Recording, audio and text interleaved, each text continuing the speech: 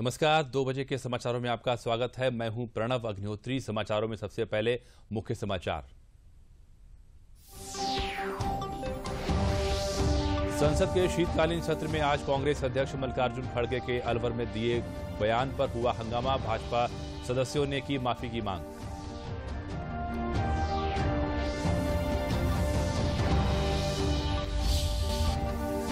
भारत की G20 की अध्यक्षता में संयुक्त वित्त और स्वास्थ्य कार्यबल की पहली बैठक आज। बैठक में कार्यबल महामारी की रोकथाम की तैयारी और वैश्विक सहयोग बढ़ाने पर होगी चर्चा। मुख्यमंत्री योगी आदित्यनाथ ने गोरखपुर में विभिन्न रैन बसेरों का किया निरीक्षण। लोगों को बांटे गर्म कपड़े और कंबल। अधिकारियों को जरूरी प्रबंध करने के दिए निर्देश।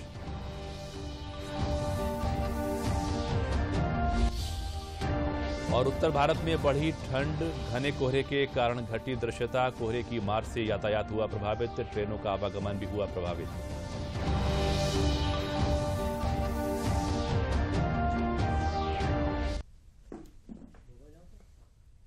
और अब समाचार विस्तार से। संसद के शीतकालीन सत्र में आज भी हंगामा जारी है। कांग्रेस अध्यक्ष मल्लिकार्जुन खड़गे के अलवर में दिए गए बयान पर राज्यसभा में खूब हंगामा देखने को मिला। बीजेपी सदस्यों ने खड़गे से माफी की मांग करते हुए नारेबाजी शुरू कर दी, जिस पर खड़गे ने कहा कि उन्होंने कुछ गलत नहीं कहा और वो अपनी बात पर कायम हैं। केंद्रीय मंत्री पीयूष गोयल ने मांग की है कि जब तक खड़गे माफी नहीं मांगते उन्हें सदन में रहने की अनुमति न दी जाए। पीयूष गोयल ने कहा कि कल अलवर में विपक्ष के नेता मल्लिकार्जुन खड़गे ने अभद्र भाषण दिया था। जिस भाषा का प्रयोग किया था वो दुर्भाग्यपूर्ण है।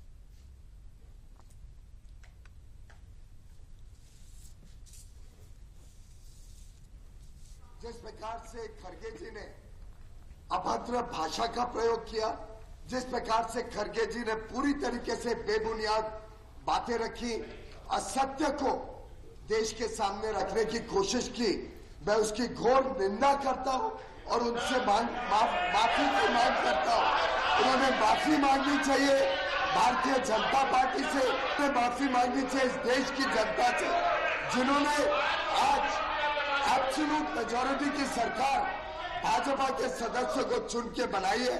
आज विश्व की सबसे बड़ी पार्टी भारतीय जनता पार्टी। और वहीं इस बीच सभापति जगदीप धनखड़ ने सत्तापक्ष और विपक्ष के सदस्यों के रवैये पर नाराजगी व्यक्त की और कार्यवाही जारी रखने की अपील की। उन्होंने बताया कि इस तरह का व्यवहार आगे बर्दाश्त नहीं किया जाएगा। 135 करोड़ जनता हम पर हंस रही है। 135 करोड़ जनता आज के दिन चिंतित है, चिंतन कर रही है, मंथन कर रही है। क्या हमारा ये स्तर हो गया है कि हम एक दूसरे की बात नहीं सुन सकते? हो सकता है किसी के विचारों से कोई सहमत न हो सकता है आवेश में बाहर कोई बात कह दी गई हो सकता है बात का आधार हो निराधार हो सकता है बात के ऊपर दो मत हो, पर उसका मतलब यह नहीं है कि नेता बोले तो इधर से डिस्टर्बेंस, प्रतिपक्ष के नेता बोले तो इधर से डिस्टर्बेंस। ये टिट फॉर टैट है क्या?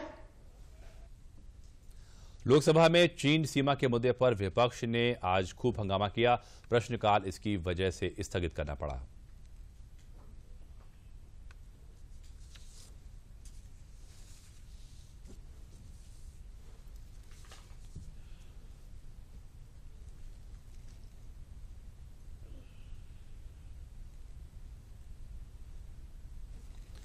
G20 की अहम बैठक आज। पहली संयुक्त वित्त और स्वास्थ्य कार्यबल की बैठक वर्चुअली की जाएगी आयोजित। वित्त मंत्री और केंद्रीय बैंकों के जो प्रतिनिधि हैं और रूपरेखा समूह की बैठक के बाद भारत की G20 की अध्यक्षता में वित्तीय ट्रैक की यह तीसरी बैठक है। संयुक्त वित्त और स्वास्थ्य कार्यबल का गठन पिछले वर्ष रोम में G20 लीडर्स शिखर बैठक के दौरान किया गया। कार्यबल का उद्देश्य महामारी की रोकथाम, तैयारी और प्रतिक्रिया से संबंधित मुद्दों पर संवाद और वैश्विक सहयोग बढ़ाना है। इसके माध्यम से वित्त और स्वास्थ्य मंत्रालय के बीच अनुभवों और श्रेष्ठ कार्यों और समन्वय के आदान प्रदान को भी बढ़ावा दिया जाना है। इसका उद्देश्य सामूहिक कार्यवाही को बढ़ावा देना है। सीमा पार प्रभाव की स्वास्थ्य चुनौतियों का आकलन और उन्हें दूर करना भी इस प्रक्रिया में वन हेल्थ की भावना को ध्यान में रखते हुए महामारी की चुनौतियों से निपटने के लिए संसाधनों के प्रभावी उपयोग को भी बढ़ावा दिया जाएगा। गोरखपुर में मुख्यमंत्री योगी आदित्यनाथ ने अपने दौरे के दौरान कई रैन बसेरों का निरीक्षण किया। मुख्यमंत्री ने रेलवे स्टेशन, कचहरी बस स्टेशन और झूलेलाल मंदिर के पास बने रैन बसेरों में रह रहे लोगों को कंबल और भोजन वितरित किया। उन्होंने अधिकारियों को निर्देश दिया और कहा कि ठंड में कोई भी व्यक्ति सड़कों पर न सोने पाए और रैन बसेरों में उचित इंतजाम किया जाए, जिससे किसी को ठंड में कोई समस्या न होने पाए। जगह जगह अलाव की भी व्यवस्था सुनिश्चित की जाए। मुख्यमंत्री ने कहा कि हर जरूरतमंद को रैन बसेरे में रहने के लिए उचित व्यवस्था कराई जा रही है। प्रदेश भर में चाहे वो ग्रामीण क्षेत्र का हो या शहरी क्षेत्र का, हर जरूरतमंद को कंबल उपलब्ध कराने के भी निर्देश दिए गए हैं। प्रशासन के साथ नगर निकाय भी पूरी तत्परता से काम कर रहा है।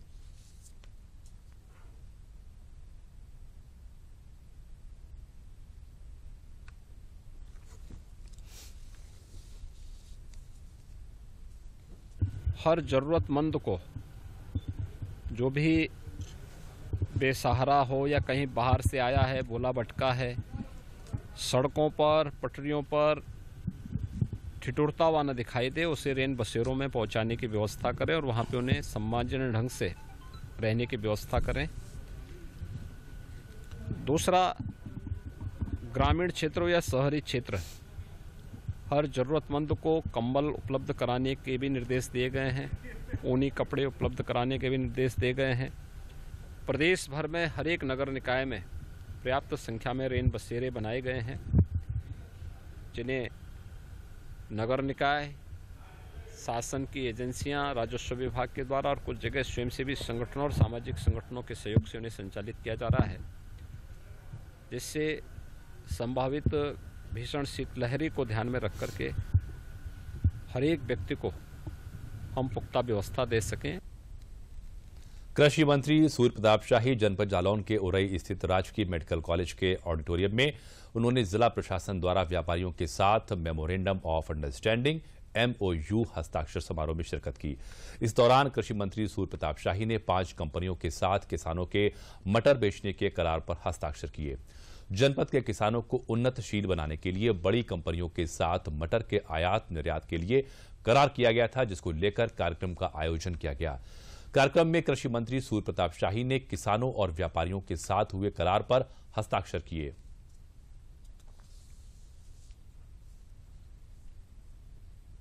अपनी कृषि उत्पादक कंपनियां बनाई हैं, संगठन बनाया है और उनके माध्यम से वो किसानों से एक विशेष प्रकार के वैरायटी का मटर वो उगा रहे हैं और उसको एक निर्धारित भाव पर इन आज जो MOU हुआ है उन कंपनियों के साथ निर्धारित रेट से उनको आपूर्ति करेंगे। इससे जो बीच में बिचौलिए आकर के उसके भीतर जो उनके साथ एक तो घटतौली करते थे, दूसरी उनकी कीमतों को लेकर के भाग जाया करते थे बिना भुगतान के या परेशान करते थे, उन सारे लोगों से उनको एक समाधान होगा। और जो अनुमान किया जा रहा है कि इससे इन 600 किसानों को, 650 किसानों को 1 करोड़ रुपए से ऊपर का अतिरिक्त फायदा उनको इस MOU के माध्यम से होगा। वाराणसी से 40 किलोमीटर दूर गंगा किनारे स्थित गड़ौली धाम में एक सांस्कृतिक संध्या का आयोजन किया गया। इस आयोजन का उद्देश्य लोगों में गाय और गंगा के प्रति जागरूकता पैदा करना और उनकी सेवा करना है। इस आश्रम में एक बड़ी गौशाला है और यहां साल भर लगातार धार्मिक अनुष्ठान एवं सांस्कृतिक आयोजन होते रहते हैं, ताकि अधिक से अधिक लोगों को गाय और गंगा से जोड़ा जा सके। लोगों का और गौ माता जी के बीच में अंतर है वो खत्म करना, गंगा जी के साथ जुड़ाव बढ़ाना, गौरी शंकर अपने नजदीक रखे ऐसी भावनाओं का निर्माण करना। सतत गढ़ोली धाम ये काम कर रहा है और इसके पहले तुलसी विवाह, अंतर्राष्ट्रीय दीपोत्सव हुआ, कीर्तन हुआ, सतत पूरा सावन कीर्तन हुआ, रामलीला हुई। आने वाले दिनों में भी 12 फरवरी को 1008 कन्यादान का कार्यक्रम है यहाँ। तो सतत लोगों को गढ़ोली धाम से जोड़ने की और इसके माध्यम से गौ, गंगा और गौरी शंकर के साथ जोड़ने की हमारी विनम्र कोशिश है। भारतीय जनता पार्टी द्वारा आजमगढ़ जिले में नगरपालिका चुनाव के संबंध में बैठक संपन्न हुई। बैठक में मुख्य अतिथि के रूप में परिवहन मंत्री दयाशंकर सिंह मौजूद रहे। बैठक के बाद मीडिया से बात करते हुए उन्होंने कहा कि सरकार के नेतृत्व में देश में चौमुखी विकास हो रहा है। उत्तर प्रदेश में 3 बार इन्वेस्टर समिट हो चुकी है। $1 ट्रिलियन की इकॉनमी उत्तर प्रदेश में बने, इसके लिए सरकार काम कर रही है। चीन में अपने यूनिट बंद करके सैमसंग कंपनी उत्तर प्रदेश में प्रतिदिन 1.5 लाख मोबाइल का उत्पादन कर रही है। सरकार की जनकल्याणकारी योजनाओं का लाभ जरूरतमंद लोगों तक पहुंच रहा है।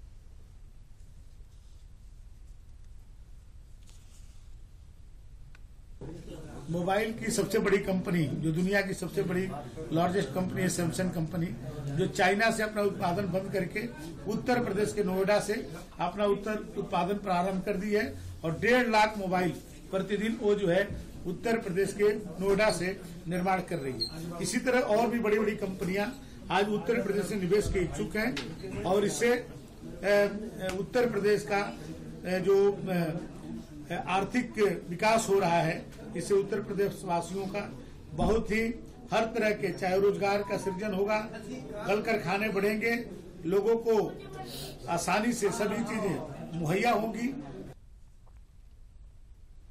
और अब समाचारों में वक्त है छोटे से विराम का।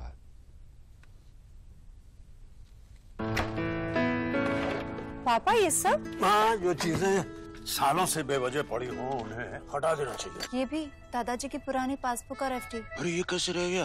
पैसे गए? नहीं, उपाय है। बैंक खाते को संचालित करते रहना चाहिए, वरना खाता इनऑपरेटिव हो जाता है। ऐसे में बैंक से संपर्क करें, खाता सक्रिय करवाएं और आपकी रकम जो है उसे ब्याज समेत क्लेम करें। दादू ये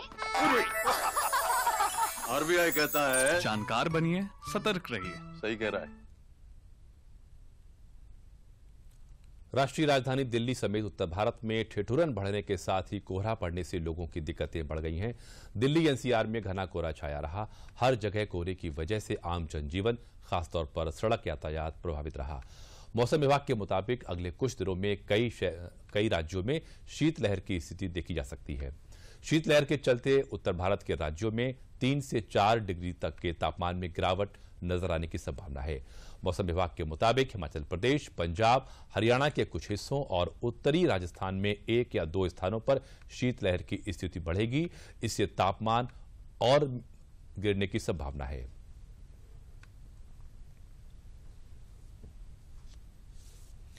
मौसम विभाग ने आने वाले दिनों में प्रदेश में घना कोहरा होने की संभावना जताई है। कोहरे के कारण यातायात पर प्रभाव पड़ता है, जिसके चलते रेलवे ने विशेष सुरक्षा प्रबंध किए हैं।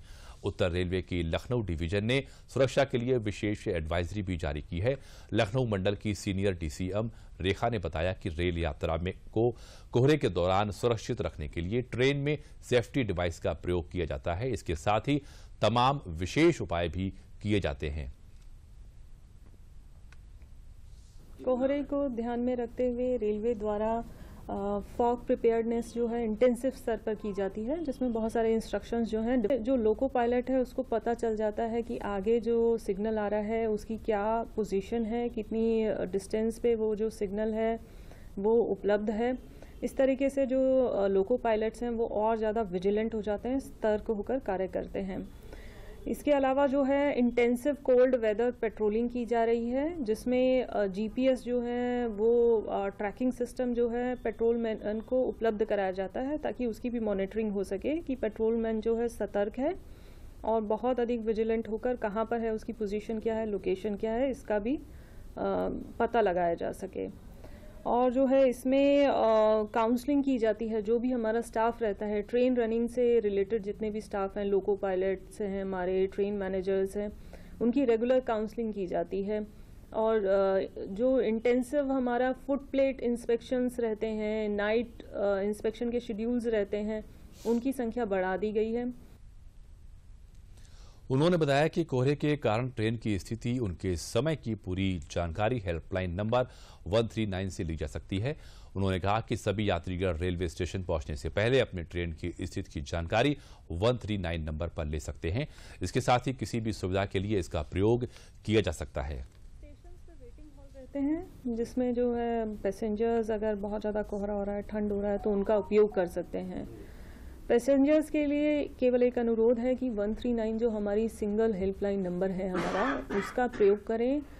फॉग में क्योंकि ट्रेनें लेट हो सकती हैं, पंक्चुअलिटी प्रभावित हो सकती है, तो 139 पर स्टेशन पर आने से पहले पता लगा लें कि उनके ट्रेन जो है कितनी लेट चल रही है और उसी को ध्यान में रखते हुए स्टेशन पर।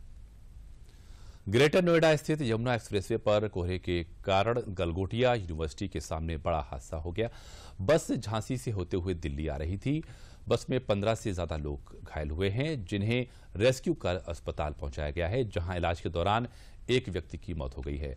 मौके पर पहुंचे डीसीपी, एसीपी भारी पुलिस फोर्स लेकर रेस्क्यू ऑपरेशन अभी भी लगातार वहां जारी है। स्टीयरिंग में फंसे ड्राइवर को बाहर निकाला गया। पुलिस की टीमें और यमुना एक्सप्रेसवे की रेस्क्यू टीम बस में फंसे यात्रियों को निकालकर एम्बुलेंस से इलाज के लिए अस्पताल भेजने में जुटी हैं। रेस्क्यू ऑपरेशन अभी भी लगातार जारी है। स्टीयरिंग में फंसे ड्राइवर को बाहर निकाला गया। अब तक 15 से अधिक लोगों को अस्पताल में भर्ती कराया गया है, जिनमें से एक की मौत हो गई है। बस में लगभग 60 यात्री सवार थे। हादसे की सूचना मिलते ही डीसीपी, एसीपी भारी पुलिस फोर्स लेकर मौके पर पहुंच गए और उनकी देखरेख में ऑपरेशन को चलाया जा रहा है। इन हादसों के बाद प्रशासन द्वारा कोहरे को लेकर किए गए इंतजाम पर भी बड़े सवाल खड़े हो गए हैं। मार्गों पर संकेतक और रिफ्लेक्टिव की कमी के कारण दुर्घटनाओं हो रही हैं। पुलिस जरूरी एडवाइजरी जारी करके लोगों को कोहरे से एहतियात बरतने की सलाह दे रही है।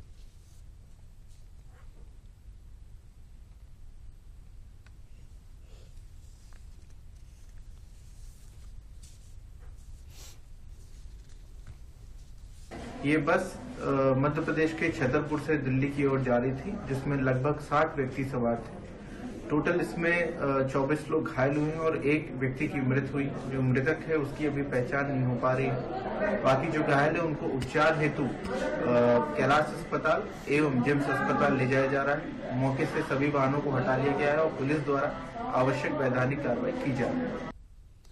आज अंतर्राष्ट्रीय मानविकता दिवस है। विविधता में एकता का जश्न मनाने के लिए और एकजुटता के महत्व के बारे में जागरूकता बढ़ाने के लिए हर साल 20 दिसंबर को विश्व स्तर पर अंतर्राष्ट्रीय मानविकता दिवस मनाया जाता है।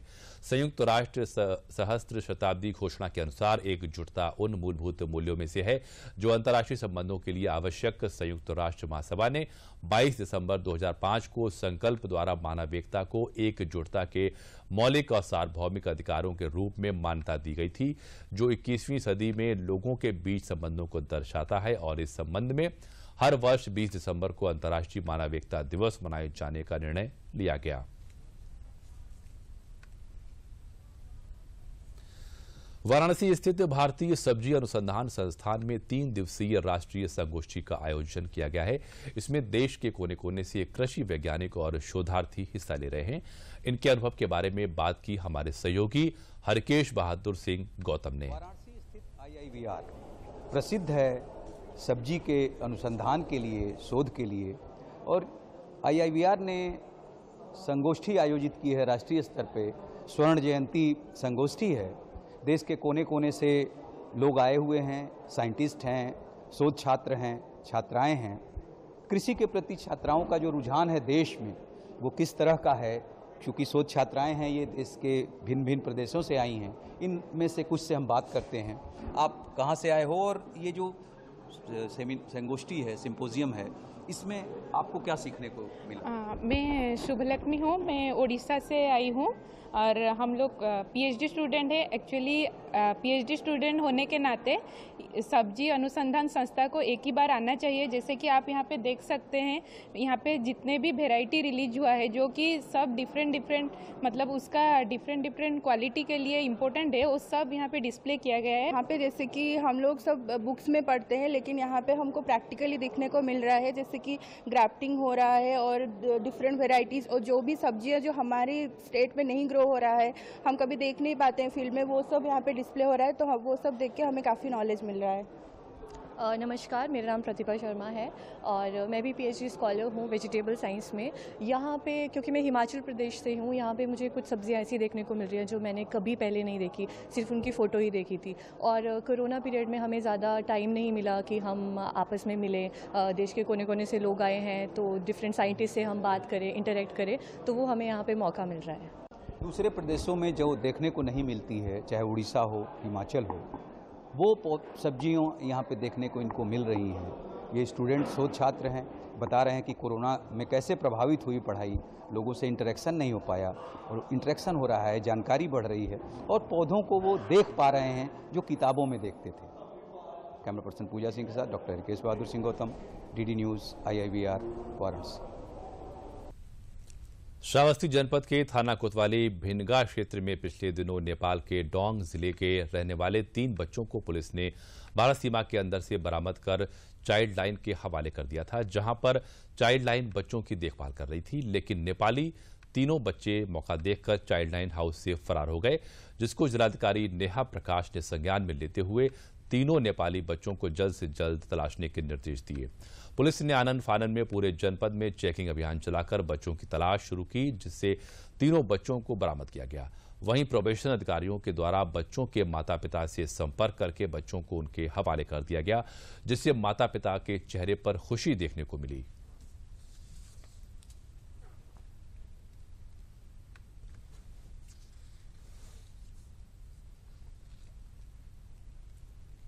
मुझे सूचना मिली अध्यक्ष CWC अध्यक्ष द्वारा कि नेपाल के बच्चे जो है उन्हें मिसिंग बच्चे मिले हैं।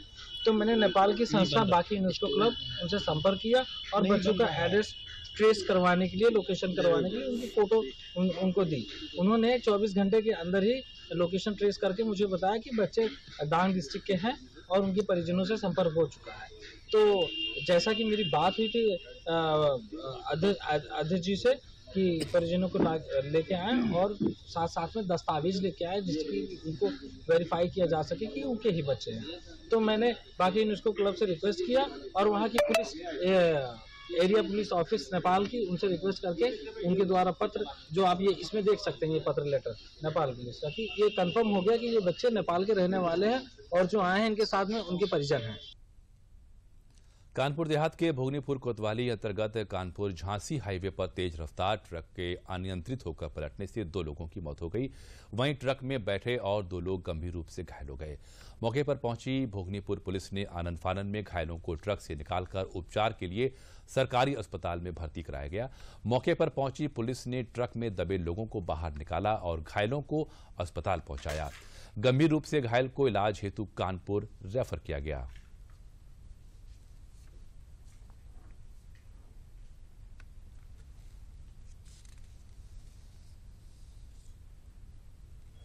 कल रात थाना भोगनीपुर के अंतर्गत स्थित हरदुआ पुल के समीप एक ट्रक के खंती में गिर जाने के कारण एक एक्सीडेंट हो गया, जिसमें 4 लोग गंभीर रूप से घायल हो गए। मौके पर तत्काल भोगनीपुर पुलिस द्वारा पहुंचकर घायलों को अस्पताल भेजा गया, जहां पर 2 व्यक्तियों श्री आलोक कुमार एवं श्री ओम स्वामी की मृत्यु हो गई और 2 व्यक्तियों को प्राथमिक उपचार के बाद कुशलतापूर्वक उनके घर भेज दिया गया है। मृतकों का पंचायतनामा भरकर अग्रिम कार्रवाई की जाए। आकांक्षी जनपदों में शामिल जनपद चित्रकूट में राष्ट्रीय स्वास्थ्य मिशन उत्तर प्रदेश द्वारा NRP कार्यक्रम के अंतर्गत यूनिसेफ एवं इंडियन एकेडमी ऑफ पीडियाट्रिक्स द्वारा विकास भवन में हीरो किट का वितरण कार्यक्रम आयोजित किया गया, जिसमें मुख्य विकास अधिकारी अमृत पाल कौर ने बच्चों को अभिभावकों को किट का वितरण किया। इस मौके पर कुपोषण को रोकने के लिए शासन द्वारा चलाए गए दुलार ऐप के बारे में आंगनबाड़ियों एवं अभिभावकों को जागरूक किया गया। जिला कार्यक्रम अधिकारी मनोज कुमार ने बताया कि शासन द्वारा जिन जिलों में 5 वर्ष की आयु के बच्चों की मृत्यु दर ज्यादा है, ऐसे जिलों में यूनिसेफ एवं इंडियन एकेडमी ऑफ पीडियाट्रिक्स के सहयोग से किट का वितरण किया जा रहा है।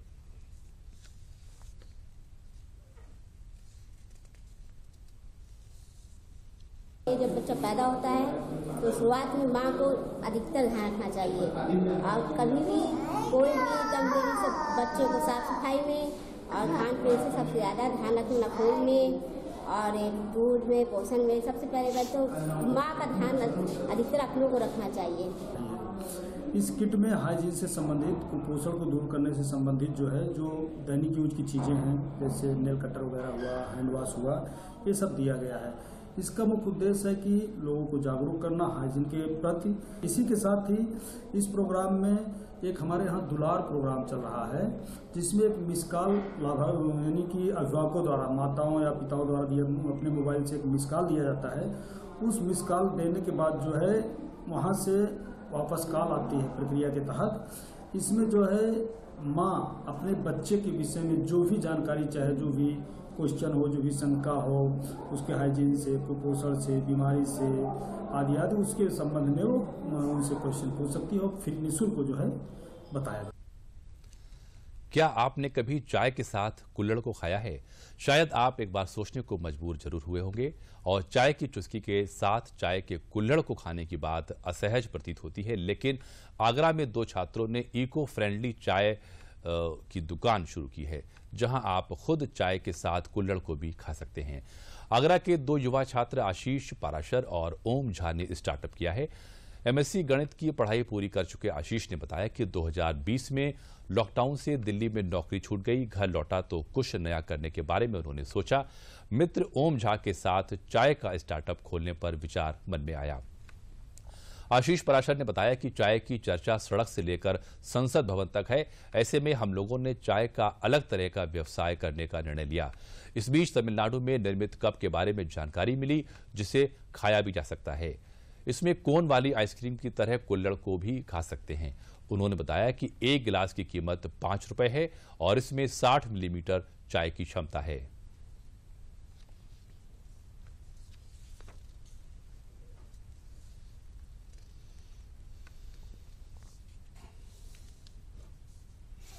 बहुत अच्छा रिस्पांस मिल रहा है। काफ़ी युवा भी आ रहे हैं और काफ़ी बुजुर्ग भी आ रहे हैं, जिनको मतलब जिस तरीके हमारे पास फ्लेवर भी काफ़ी सारे हमने इसमें रखे थे, अदरक, इलायची, चॉकलेट, काफ़ी सारे फ्लेवर हैं। और जो हमारा कप है वो आटे का बना हुआ है, जिसमें 60 ml हम चाय दे रहे हैं और ये 15 रुपये में हम यहाँ पर बेच रहे हैं, जो काफ़ी मतलब लोगों को पसंद आ रहा है। जो भी कुल्हड़ वगैरह हैं या कप आते हैं, उसमें भी कहीं ना कहीं पॉलीथीन का यूज़ होता है। बहुत थिन लेयर होती है, जिसको आप मतलब इंसान नहीं देख सकता, तो उससे वो भी काफ़ी हार्मफुल है। तो हमने सोचा कि स्टार्टअप तो सभी कर रहे हैं, लेकिन ऐसा स्टार्टअप किया जाए कि जो सारी चीज़ों से हटके हो। और इसीलिए हमने यहाँ पे एक स्लोगन रखा है कि हमारे यहाँ चाय पिलाई नहीं खिलाई जाती है। फतेहपुर के खजुआ विकास खंड का उच्च प्राथमिक विद्यालय के छात्राओं ने विद्यालय की दीवार पर पेंटिंग बनाई है। ये पेंटिंग ग्रामीणों और अभिभावकों को जागरूक कर रही है। विद्यालय की दीवार पर स्वच्छता अभियान, नारी सशक्तिकरण, खेलो इंडिया, बेटी बचाओ बेटी पढ़ाओ, पर्यावरण बचाओ व नशा मुक्ति की पेंटिंग छात्राओं ने बनाई है, जिसके माध्यम से बच्चों के हुनर को एक मंच मिल सका है। इस संबंध में जानकारी देते हुए विद्यालय की इंचार्ज प्रधानाध्यापिका निर्मला सिंह ने बताया कि शिक्षा का स्तर आज बदल रहा है। सरकारी स्कूलों में बच्चों को शिक्षा के साथ साथ उनके कौशल आधारित ज्ञान भी प्रदान किया जा रहा है। हमारी कोशिश है कि हर बच्चा अपने अंदर के हुनर को पहचाने और हम उसे वो मंच प्रदान करें जिससे वो आगे और प्रगति कर सके।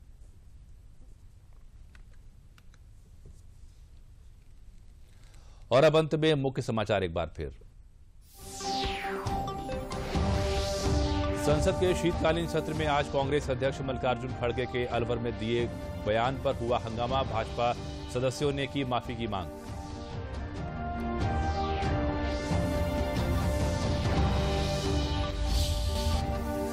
भारत की G20 की अध्यक्षता में संयुक्त वित्त और स्वास्थ्य कार्यबल की पहली बैठक आज। बैठक में कार्यबल महामारी की रोकथाम की तैयारी और वैश्विक सहयोग बढ़ाने पर होगी चर्चा।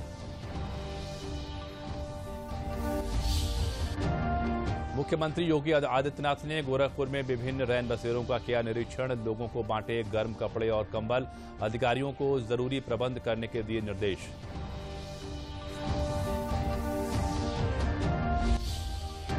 और उत्तर भारत में बढ़ी ठंड, घने कोहरे के कारण घटी दृश्यता। कोहरे की मार से यातायात हुआ प्रभावित, ट्रेनों का आवागमन भी हुआ प्रभावित।